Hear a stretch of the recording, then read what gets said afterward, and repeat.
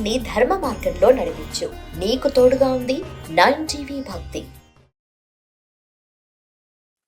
మాతృదేవో భవ, పితృదేవో భవ. ఇప్పుడు మనం చర్చించబోయే విషయం ఏంటంటే మహాలయ పక్షాలు. ఈ మహాలయ పక్షాలు అనేటటువంటి ఏంటిది, ఎక్కడి నుంచి వచ్చింది, దీనికి పేరు ఎందుకు వచ్చింది, దీనికి గల విశిష్టత ఏమిటి అనేటటువంటి దాన్ని మనం చర్చించుకోబోతున్నాం. కారణం ఏంటంటే చాలా మంది మహాలయ పక్షాలు ప్రారంభమైన తర్వాత సుమారుగా ఒక 100 మంది వరకు నన్ను కర్ణాటక రాష్ట్రం నుంచి కొంతమంది, ఆంధ్ర నుంచి కొంతమంది, తెలంగాణ నుంచి కూడా ఒకళ్ళిద్దరు నన్ను ప్రశ్నించడం జరిగింది. ఇది ఏంటో కొంచెం దీని విశిష్టత తెలియజేయమని చెప్పి అడగడం జరిగింది. అందుచేత నేను చెప్పడం ప్రారంభిస్తున్నాను. ఇప్పటికే చాలా వరకు అయిపోయింది. ఇక 2-3 రోజులు మాత్రమే మహాలయ పక్షాలు ఉన్నాయి. అయితే నిజానికి ఇది మహాలయ పక్షానికి ప్రారంభానికి ముందు చెప్పుకుంటే చాలా బాగుండేది, అందరిలోకి వెళ్ళేది. నెక్స్ట్ లేదంటే ప్రారంభమైన 1-2 రోజుల్లో చెప్పినా కూడా బాగుండేది. కానీ వీళ్ళందరూ అడగటం కొంత లేట్ అవ్వడం కారణం ఈ విషయాన్ని కొంచెం సేకరించడానికి కూడా నాకు కొంత సమయం పట్టింది. అందుచేత ఇంకా 2-3 రోజులు ఉందనగా మాత్రమే ఇప్పుడు చెప్తున్నాను.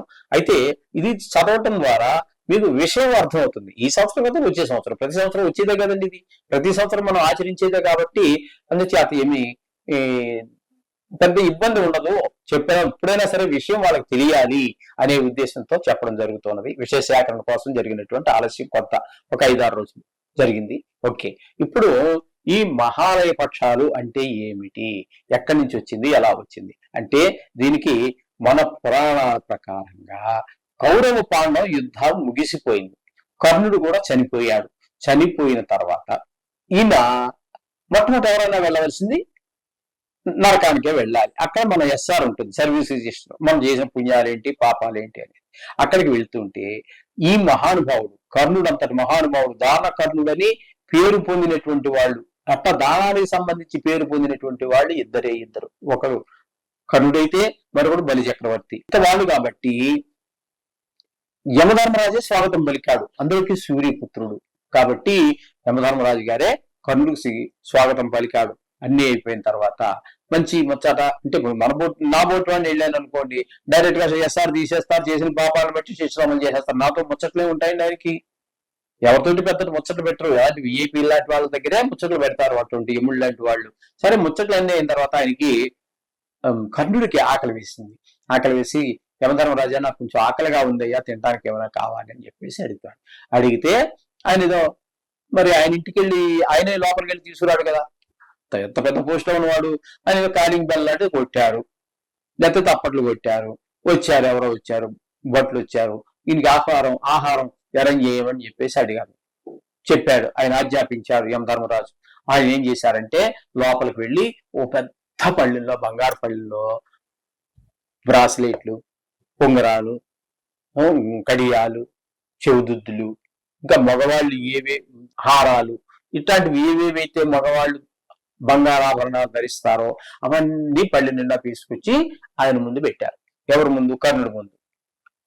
ఆయన ఏంటి ఇలా ఇవన్నీ ఇస్తున్నాను, నాకు ఆకలి అయితే తినడానికి ఏదైనా అడిగితే ఇచ్చేది ఏంటని చెప్పేసి ఆలోచించిన అర్థం కాల.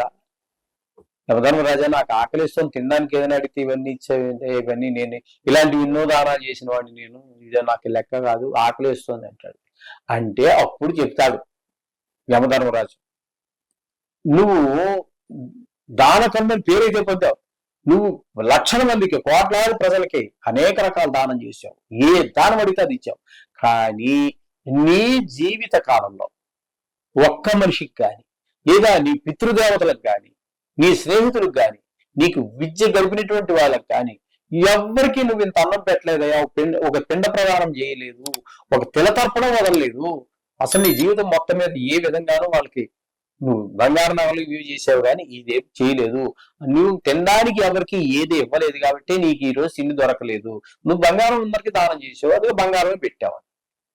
ఇదేమి సమస్య, మరి ఏంటి చెప్పే సమస్య, దీని పరిష్కారం ఏంటని చెప్పేసి అంటే ఈయన అడుగుతాడు మళ్ళీ కర్ణుడు, ధర్మరాజా నీకు తెలియదు, ధర్మాలు ఏం లేవు, నేను ఎవరికి పుట్టానో నాకు తెలియదు, తర్వాత ఎవరో కుంతికి పుట్టామన్నారు కానీ నాకైతే తెలియదు, తర్వాత నేను ఎవరికో దొరికాయంట, వాళ్ళ పేర్లు తెలియవు, ఆ కుంతీదేవి గారు ఎవరో మరి ఆవిడ తల్లి పేరేంటో మరి వాళ్ళ అమ్మగారి పేరేంటో వాళ్ళ భర్త పేరేంటో మరి ఏంటో ఏవి తెలియవు.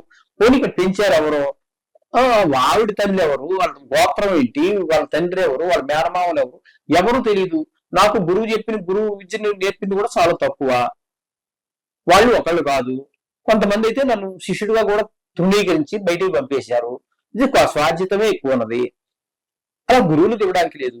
మంచి మిత్రుడు అంటారా, నాకు భూమి మీద నేను బతికున్నంత కాలంలో నాకు ఒకే ఒక మిత్రుడు, ఏకైక మిత్రుడు దుర్యోధనుడు. నేను చనిపోయినప్పటికీ ఇంకా ఆయన బతికే ఉన్నాడు. బతుకున్న వాడికి ఎలా పిండ ప్రదానం చేస్తాను.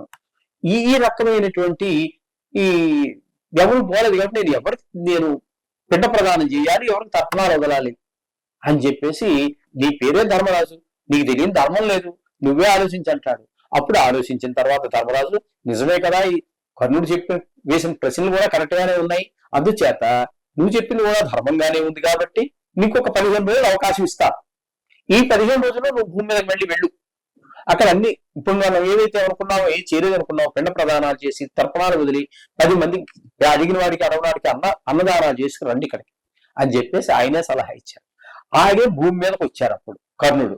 అవే పెద్దలకి అందరికీ పెట్టడానికి, తర్పణాలు వదలడానికి, పిండ ప్రదానాలు చేయడానికి, దానికోసం అవన్నీ చేయడం కోసం చెప్పి పంపించారు కాబట్టి అవన్నీ చేశారు కాబట్టి దీన్ని పితృపక్షాలు అన్నారు. ఇక్కడ మన పెద్దలకి, తరతరాల వాళ్ళకి, పేరు తెలియని వాళ్ళకి, పేరు తెలిసిన వాళ్ళకి చుట్టరకు ఉంటుంది. మన మేనమామ ఎవరో ఉండేవాడు, ఆయన పేరు తెలియదు, ఆయన గోత్రం తెలియదు, దానికి కూడా ఇవి ఆల్టర్నేటివ్ చెప్పి మొత్తం అక్కడ మనం పిండ ప్రదానాలు చేసి తర్పణాలు వదిలి ఈ విధంగా చేస్తాం. ఈ విధంగా కర్ణుడు మళ్ళీ భూమి మీదకి వచ్చి చనిపోయిన తర్వాత యమలోకానికి వెళ్ళి ఆయన యొక్క యమధర్మరాజు యొక్క అనుజ్ఞ చేత మళ్ళీ భూమి మీదకి వచ్చి 15 రోజులు గడిపాడు. ఆ 15 రోజుల్లో చేసిన పని ఏంటంటే ఈ పిండ ప్రదానాలు, తెలతర్పణాలే.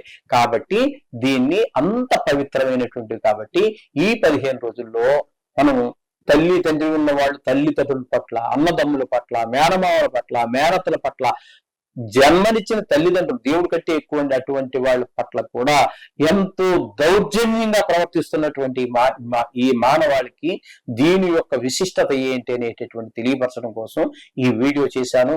విన్న వాళ్ళందరూ ధన్యులు, ఆచరించిన వారు మరీ ధన్యులు, మరీ ఆచరిస్తారని చేతులెత్తి దండం పెడుతూ ఉన్నాను. ఈ పెద్దలు తిలోతకం ఇవ్వలేరండి, పిండ ప్రదానం చేయలేరండి, సంవత్సరానికి ఒకసారి వాళ్ళకి ఆ సద్గతులు అన్ని కలుగుతాయి కదండి.